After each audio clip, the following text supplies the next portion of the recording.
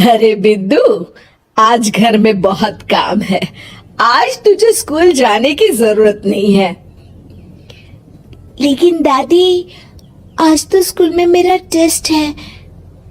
अरे एक दिन स्कूल नहीं जाएगी तो ऐसी कौन सी तेरी कलेक्टर की पढ़ाई छूट जाएगी। वैसे भी मैं देख रही हूँ आजकल तो बड़ी भीड़ हो गई है। अपनी दादी की बातें सुनकर बिंदु नाराज हो जाती है। तभी उसकी माँ कहती है, अरे बिंदु, इतनी छोटी बात पे मुंह फुलाने की क्या जरूरत है। दादी बिल्कुल सही कह रही हैं। लड़कियों को तो घर के काम काज सीखना चाहिए। अरे बहू, रमेश के लाड़ प्यार ने इसे बिगाड़ रखा है। कम से कम तू तो मेरी बात समझती है। अच्छा, मेरी पूजा का समय हो गया है, मैं पूजा करने जा रही हूँ। इतना कहकर रमेश की माँ वहां से चली जाती है। इस तरह बिंदु की दादी और माँ दोनों अक्सर उसे घर के कामों में ही उलझा कर रखते थे। कुछ दिनों के बाद राजू और बिंदु के 10वीं के रिजल्ट्स आते हैं। दोनों बच्चे दादी को अपना अपना रिपोर्ट कार्ड दिखाते हैं। शाबाश मेरे लाल, तू तो बड़े अच्छे नंबरों से पास हुआ है। तभी बिंदु कहती है, दादी, मैं भी अच्छे नंबरों से पास हुई हूँ। रमेश की माँ बिंदु को अनदेखा करते हुए कहती है, हाँ हाँ ठीक है, अभी यहाँ खड़ी क्या कर रही है, सुन लिया मैंने। जाकर मेरे लिए चाय बनाकर लिया। बिंदु उदास होकर चाय बनाने किचन में चली जाती है। तभी राजू कहता है, दादी, मैं क्रिकेट के कोचिंग सेंटर में एडमिशन लेना चाहता हूँ। अरे वाह राजू बेटा, ये तो तूने बड़ी अच्छी बात कही। तू कल ही अपना एडमिशन करा ले, जितनी भी फीस होगी मैं दे दूंगी। अरे एक दिन मेरा पोता विराट कोहली बनेगा। इस तरह अक्सर रमेश की माँ अपनी पोती बिंदु के साथ दुर्व्यवहार करती थी।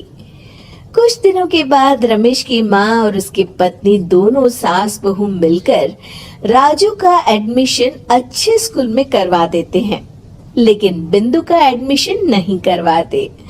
इस बात से नाराज होकर बिंदु अपनी दादी से कहती है, लेकिन दादी, मुझे भी आगे की पढ़ाई करनी है।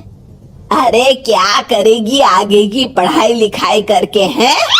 आज से ये पढ़ाई का भूत अपने दिमाग से उतार दे।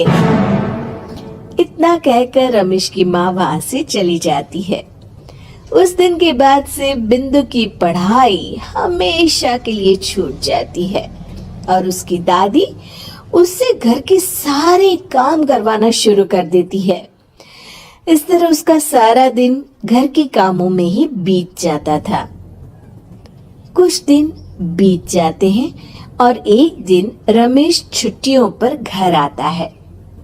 बिंदु को घर के काम करते हुए देख उससे कहता है, अरे बिंदु बेटा, तुम स्कूल नहीं गई? पिताजी, दादी ने मेरा एडमिशन कराने से मना कर दिया है। वे कहती है घर पे रहकर घर के काम करना सीख।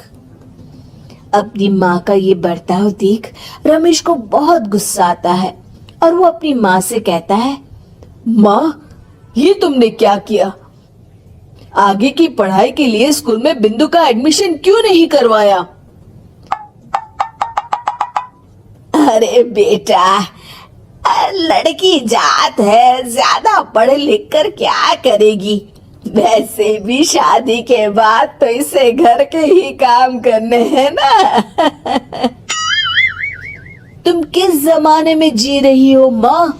अगर कल्पना चावला के घर वाले भी तुम्हारी सोच के होते तो क्या वो पूरी दुनिया में हिंदुस्तान का नाम रोशन कर पाती?